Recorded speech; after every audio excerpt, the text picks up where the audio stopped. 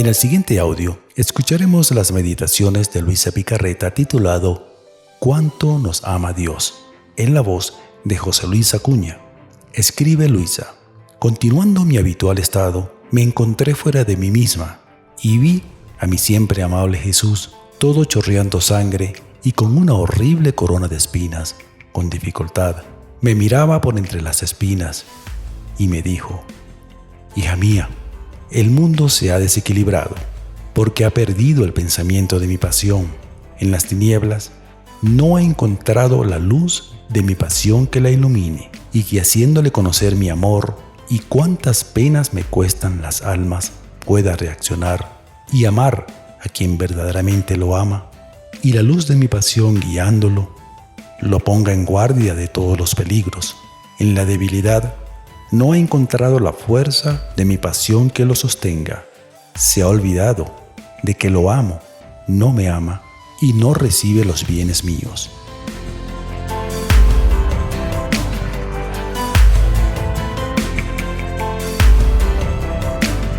Casi todas las meditaciones meditamos acerca de la Santísima Virgen María, nuestra Madre.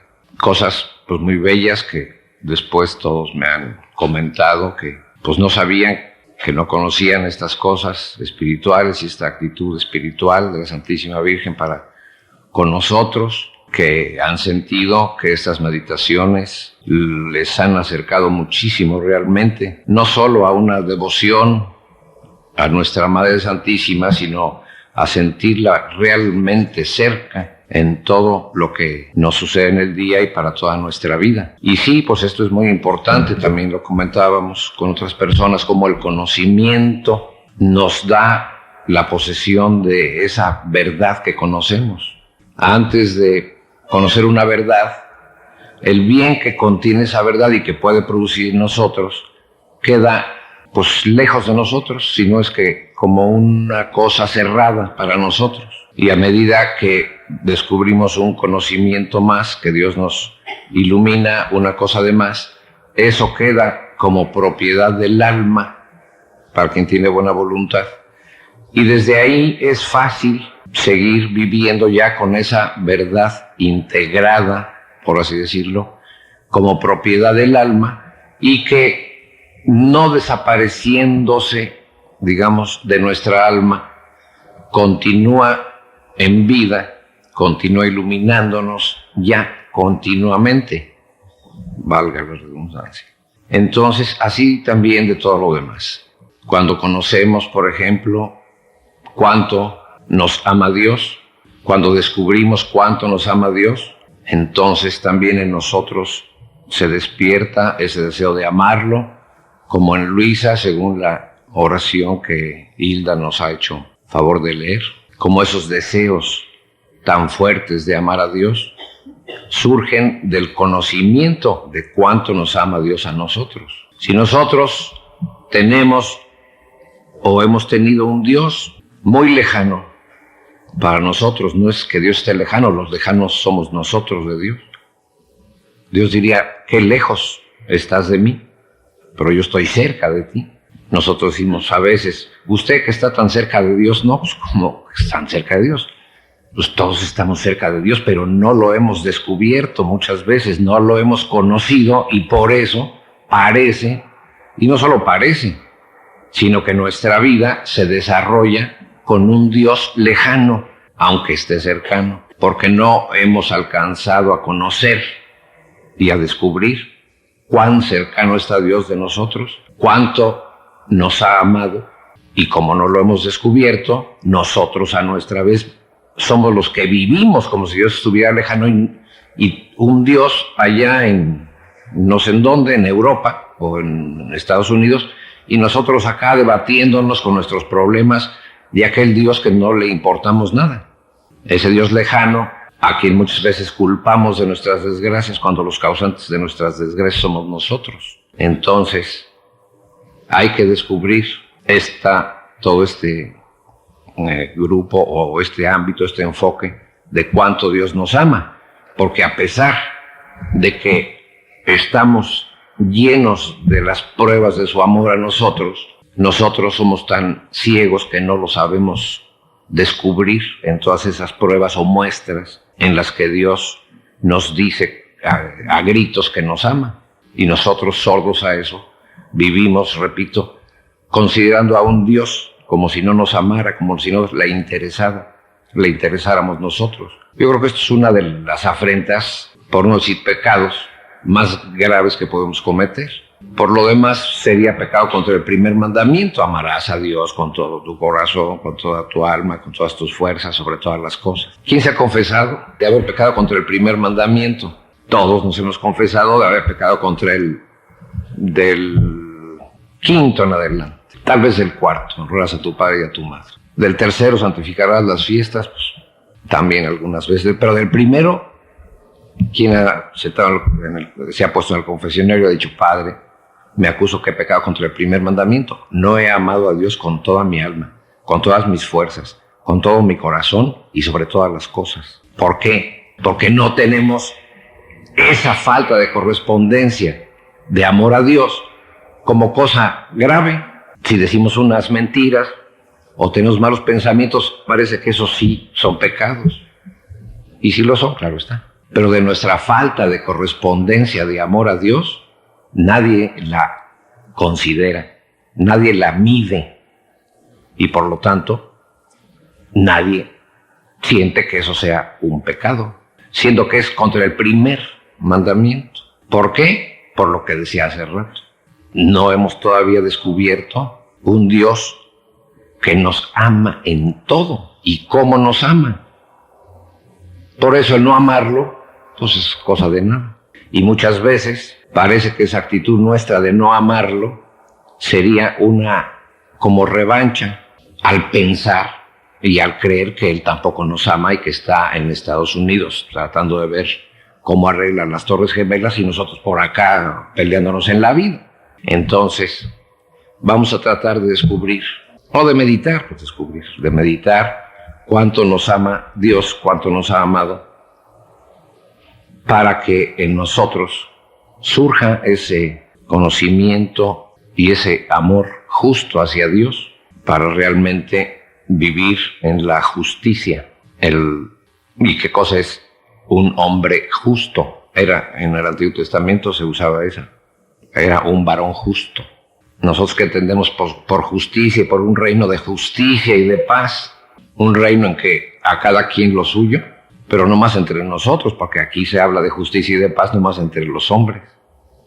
Pero un reino de justicia, donde a cada quien lo suyo, también tendríamos que poner primero a Dios, a cada quien lo suyo, no nomás entre nosotros, de que si yo gano 2,000 y tú ganas 100, a cada quien lo suyo, pues es que tú ganes 300 y yo gane 1,700 y haces justicia. No, un varón justo es un varón que sabe y vive y respeta todos los derechos que Dios tiene sobre él. Esa es la justicia delante de Dios. Dios tiene derecho sobre nosotros, nos creó y ya seguiremos viendo sus muestras de amor. Y ser varón justo es corresponder esos derechos de Dios, respetarlos y vivirlos. Entre nosotros, pues como les digo, la paz entre nosotros es corresponder, respetar los derechos de los demás. Y para estar en paz con Dios y ser varón justo, pues repito, es respetar, vivir y corresponder a los derechos de Dios sobre nosotros. Y ese es el reino de justicia al que Dios se refiere. Un reino donde lo que reine sea la justicia, es decir, el respeto a los derechos divinos, no tanto a los derechos humanos, porque ya veíamos ayer qué cosa es tratar de respetar los derechos humanos, pero sin Dios. Lo que pesa más en el plato de la balanza de uno, pesa menos en el plato del otro. ¿Cuándo nos vamos a poner de acuerdo? Sin Dios. Con Dios, como decía ayer la meditación de Luisa, que el Señor decía, ya verán qué cosa es hacer sin Dios. Hacer con Dios y estar en la justicia es poner los derechos de Dios en una báscula y los derechos míos en la otra. ¿Qué resulta? Aquí para los señores jueces, pues que Dios tiene todos los derechos y yo tengo todas las obligaciones, hablando en este plan legal. Entonces lo mejor es pasarse al otro plato y queda uno en el mismo plato de derechos y obligaciones de Dios, en una sola vida de amor, y se acabaron los derechos, se acabaron las obligaciones, quedó el amor y por lo tanto quedó la justicia. Un varón justo. Bien, para poder empezar a descubrir el amor de Dios, antes de eso, hay un capítulo en Luisa donde nuestro Señor le dice a Luisa cuál fue la causa, digamos, el primer movimiento del pecado original. Adán tenía los cielos abiertos y a Dios delante, aunque estaba en carne, pero tenía a Dios y todo el cielo abierto. Veía cuánto Dios lo amaba en cada cosa y durante todo su primer periodo correspondía, es decir, vivía en la justicia original, ese término que usa la Iglesia para describir el primer periodo de Adán y el modo de haberlo creado, en la justicia original. Y nuestro Señor le dice a Luisa, el problema, o sea, el primer movimiento de Adán hacia el mal fue que se olvidó de que lo amábamos, o se distrajo de que lo amábamos. Está en el volumen 15. Entonces, vean, es lógico, como nosotros lo vemos. Al olvidarse Adán o distraerse de que Dios lo amaba, lo siguiente que sucedió, digamos, es dejar de amarlo o alejarse de él. Y así dice nuestro Señor en ese capítulo para enseñarnos, ¿verdad? Si Adán no se hubiera distraído, no se hubiera olvidado que lo amaba, nunca había pecado. Pero se olvidó, se distrajo de que yo lo amaba y saliéndose de esa correspondencia continua de amor, empezó a obrar como si Dios no lo amara. No sé si vean claramente cómo funcionó y qué pasa cuando no reconocemos, si no estamos en esa correspondencia, en esa tensión de cuánto nos ama Dios, porque eso hace que nosotros estemos también en esa actitud continua de amarlo. Esto es un pensamiento muy importante porque, como les digo, nuestro Señor lo usa para enseñarle a Luis y a todos nosotros que el problema empezó ahí. Y nosotros, ¿cuántas veces, ahora con esto que les digo, con estas frases, cuántas veces nosotros las culpas de nuestros pecados y nuestras malas conductas y lo que sea, no han tenido origen en ese primer movimiento al mal, en que no sentimos que Dios nos ama, por lo tanto, no sentimos ninguna necesidad ni ninguna inclinación a amarlo. Por lo tanto, es lo mismo ofenderlo mucho que ofenderlo poco, porque nos hemos olvidado de que Dios nos ama. Aunque por todas partes, Dios es amor, Dios nos ama, pero son palabras, tan palabras que siguen con un Dios lejano, a pesar de que Dios es amor y aleluya, aleluya, etc. Dios nos ama, quedan tan lejanos que Dios nos ama mucho, y nos perdona todo, por lo tanto podemos ofenderlo toda la vida, al cabo nos perdona. Vean qué razonamientos, pero eso sí, aleluya, aleluya, Dios nos ama, Dios nos ama. Y nos perdona todo, por lo tanto podemos ofenderlo toda nuestra vida. ¿Realmente entendieron Dios nos ama? Pues no, porque la consecuencia siguiente, por lo tanto podemos ofenderlo, ese Dios nos ama quedó totalmente vacío, hueco, y no les dijo nada a sus almas. Peor todavía, parece que les sirvió de pretexto al pecado.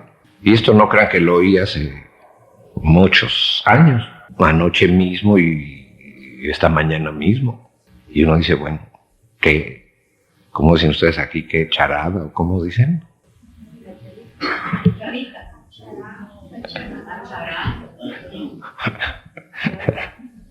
Bueno, no importa, no nos desviemos. Entonces, Adán, volviendo al principio, se olvidó de que Dios lo amaba. Por un momento se distrajo. ¿Y qué hizo? Lo que le proponía Eva, es decir, algo que no era Dios y que estaba en contra del amor de Dios. No solo por orden que Dios les dio, sino por amor. Entonces, olvidándose que Dios lo amaba, no hizo lo que Dios, sino pensó que la que lo amaba era Eva. No estoy hablando aquí ni de sexos, de hombre, mujer, ni nada, simplemente de dos criaturas. Entonces, olvidándose que Dios lo amaba, se acercó saliéndose de ese amor de Dios porque se olvidó, encontrando lo que le proponía Eva fuera de Dios. amó más a Eva, porque pensó que Eva lo amaba más y se olvidó del amor de Dios.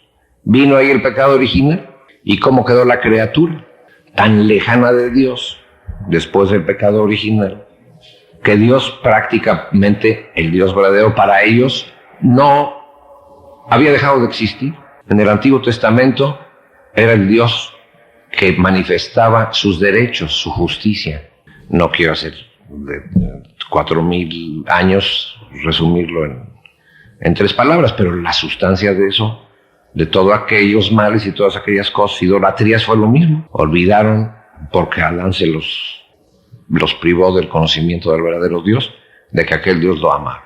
Viene toda la historia del Antiguo Testamento y Dios, como ansioso de querer mostrar a las criaturas que las amaba, pero no había caminos, no había medios para que Dios mostrara a la criatura que la amaba. No porque a Dios se le estorbe, o como veíamos ayer, pues cuando Dios decretó una cosa se hace, pero estaban todas las barreras que había puesto el hombre, que después por lo demás se hizo idólatra. ¿Cómo hacerles comprender que había un solo Dios si estos adoraban al Dios Baal y al Dios de la lluvia y al Dios de la guerra y al Dios de todo el paganismo? Entonces por eso se elige un pueblo, el pueblo judío, Abraham, etcétera, y todavía ahí no se muestra el amor de Dios tan grande, sino todavía es un Dios que manda, un Dios justiciero, que promete. Cuando se muestra de nuevo la posibilidad para que Dios nos muestre y nos enseñe de nuevo cuando nos ama, es cuando decide la encarnación del Verbo, pero primordialmente, ¿en dónde está la muestra más grande del amor de Dios a nosotros? Ya sé que en la encarnación del Verbo, pero para hablar de encarnación del Verbo tenemos que empezar por la Inmaculada Concepción de María. Entonces no hay muestra de amor más grande para nosotros que Dios nos haya dado que concebir a la Santísima Virgen sin pecado original. Y porque la Santísima Virgen nunca se olvidó ni se distrajo del amor de Dios, porque al no tener pecado original estuvo, vamos a decir, en las mismas condiciones de Adán creado. Claro, para todo esto ya se sabe que están los méritos de Jesús después con su vida, pasión y muerte, que permiten que la Inmaculada Concepción se haya realizado. Pero ahí todavía, ¿quién se enteró y quién se entera de cuánto nos amó Dios con formar a la Virgen y concebirla sin pecado original? Todavía no descubrimos esto. Todavía no descubrimos que es la muestra de amor más grande que Dios nos ha dado. Y esto ya sucedió hace muchísimos años y todavía decimos que Dios no nos ama. ¿Que dónde está Dios? Que está lejos de nosotros. Bueno, pues como estas cosas eran espirituales y la Santísima Virgen sí las comprendía, como leyó en la oración, en la pequeña meditación Hilda, pero nadie se daba cuenta porque el hombre estaba todavía demasiado lejos, como lo está ahora. Dios tenía que extenderse más hacia abajo para demostrar cuánto nos amaba y cuánto nos ama y cuánto le costamos. Como la criatura estaba tan lejos, Dios se extendió, digamos, o tan abajo, Dios se puso en el punto más bajo para demostrarnos cuánto nos ama. Y el punto más bajo al que Dios llegó, o hasta el que Dios se quiso extender, hasta el que Dios quiso, yo podría decir una frase, estirarse para llegar a nosotros y decir cuánto nos ama. ¿Cuál es? El que tengo aquí atrás. Y todavía no lo descubrimos, todavía no comprendemos del todo que esa es la prueba más grande de amor de Dios y la lección más grande de cuánto nos ama. El punto más, como les digo, bajo, entre comillas, para entendernos. El punto extremo al que Dios tuvo que bajar para querer manifestar que nos amaba. A Adán le hacía saber su amor por todas las cosas de la creación. Entonces Adán en cada cosa de la creación veía a Dios y lo amaba. Vino el pecado original y Dios no quiso solo demostrarnos su amor, volviéndonos a hacer comprender todo el amor que Él había puesto en la creación, sino que su vida, no sus cosas, no hizo que sus cosas develaran su amor a nosotros o a nosotros de nuevo nos quitara los velos que estorbaban a la vista del alma para ver el amor de Dios en la creación, en las cosas creadas, sino que tomó su vida, la puso en Jesús y la llevó al extremo de querer dárnosla muriendo, porque para dar la vida, pues tengo que, digamos, prescindir de mi vida de alguna manera, y no de una manera cómoda, sino de una manera, vamos a decirlo, llamativa, claro que entiendan el lenguaje que estoy usando, de una manera llamativa. Jesús hubiera podido, y tantas veces lo ha preguntado, ¿por qué Jesús murió en la cruz? Porque tenía que, por amor, para demostrar cómo, para mostrar cuánto nos ama. Hubiera podido morir, porque cualquier ejemplo vale. Acostado en una cama, se le cayó un árbol encima, lo que ustedes quieran. ¿Y quién hubiera descubierto el inmenso amor de Dios en la encarnación del Verbo y en toda la vida de Jesús, que era para mostrarnos de nuevo cuánto nos amaba Dios? Tanto que quería no solo hacer que lo reconociéramos en sus cosas, sino darnos su vida que había perdido Adán. Muchas veces hay esa pregunta. Pero bueno, pues si Jesús era Dios, pues hubiera bastado una sola gota de su sangre para redimirnos a toda la humanidad, efectivamente. Y entonces, ¿para qué tanta pasión y tanto sufrimiento y tanto dolor? El que preguntó eso no es aquí. El que preguntó eso no sabía cuánto nos ama Dios. Entonces, en estos minutos que nos quedan, bueno, en todo el resto del día, podíamos caminar por ahí, y para caminar por ahí de cuánto nos ama Dios, vamos a empezar por el pizarrón que tenemos aquí arriba, esa lección donde Dios se nos expone para hacernos comprender cuánto nos ama. ¿Y por qué? En la pasión, ¿por qué se nos presenta así para decirme, mira cuánto te amo? Nosotros no somos de esos modos. Nosotros entre nosotros, cuando queremos de alguna manera mostrar nuestro amor por otra persona, no nos le presentamos crucificados, sino con un ramo de flores, con un regalo, con un agasajo. ¿Quién sería aquel que pensara, mira, te voy a demostrar cuánto te amo, y se presentara crucificada por amor a ella o a él? Y realmente, piénsenlo y verán cómo eso sería verdaderamente olvídense de la sangre y todo esto, ¿no? La actitud de decir, estoy crucificado por ti. Crucificado es decir, te doy mi vida, te doy todo lo que quieras, sufro para que tú no sufras. Toda esta actitud que Jesús nos enseña. Entre nosotros eso no se acostumbra. Más bien lo que queremos es que se crucifiquen los demás por nosotros. Es decir, que hagan nuestra voluntad. Pero nosotros hacer la de ellos humildemente, y eso significaría crucificarnos, pues qué difícil es. Ser serviciales con los demás, ser atentos, ver qué les falta a los demás. Eso es crucificarse.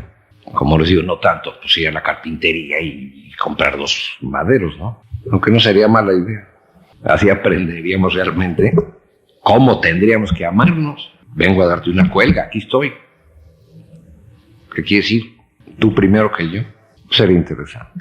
Continuando mi habitual estado, escribe Luisa, me encontré fuera de mí misma y vi a mi siempre amable Jesús, todo chorreando sangre y con una horrible corona de espinas. Con dificultad me miraba por entre las espinas y me dijo, hija mía, el mundo se ha desequilibrado porque ha perdido el pensamiento de mi pasión.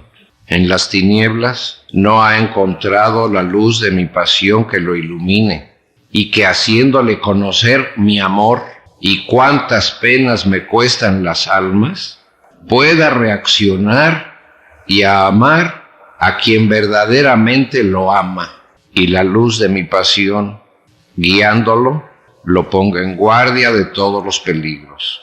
En la debilidad no ha encontrado la fuerza de mi pasión que lo sostenga. Se ha olvidado de que lo amo, no me ama y no recibe los bienes míos.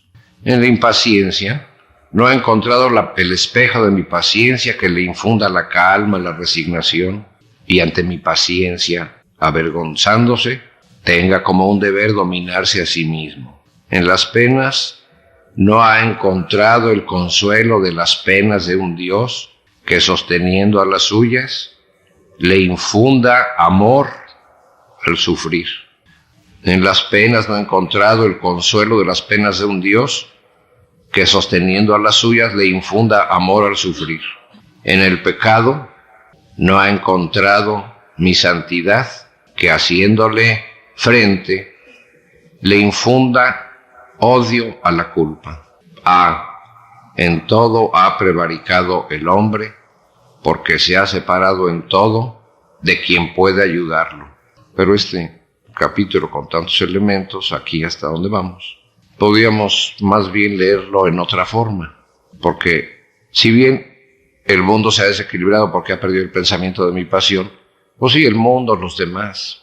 No, aquí vamos a ponerle nombre al asunto. Hija mía, te has desequilibrado porque has perdido el pensamiento de mi pasión. Hija mía, o hijo mío, hija mía, tu vida se ha desequilibrado porque has perdido el pensamiento de mi pasión. Ni siquiera la has considerado nunca, ni has sabido por qué la quise sufrir. En tus tinieblas no has encontrado la luz de mi pasión que te ilumine y que, haciéndote conocer mi amor y cuántas penas me cuestas, puedas reaccionar y amar a quien verdaderamente te ama. Y la luz de mi pasión, guiándote, te ponga en guardia de todos los peligros. En tu debilidad no has encontrado la fuerza de mi pasión que te sostenga. En tus impaciencias no has encontrado el espejo de mi paciencia que te infunda la calma, la resignación. Y ante mi paciencia, avergonzándote, tengas como un deber dominarte a ti mismo o a ti misma.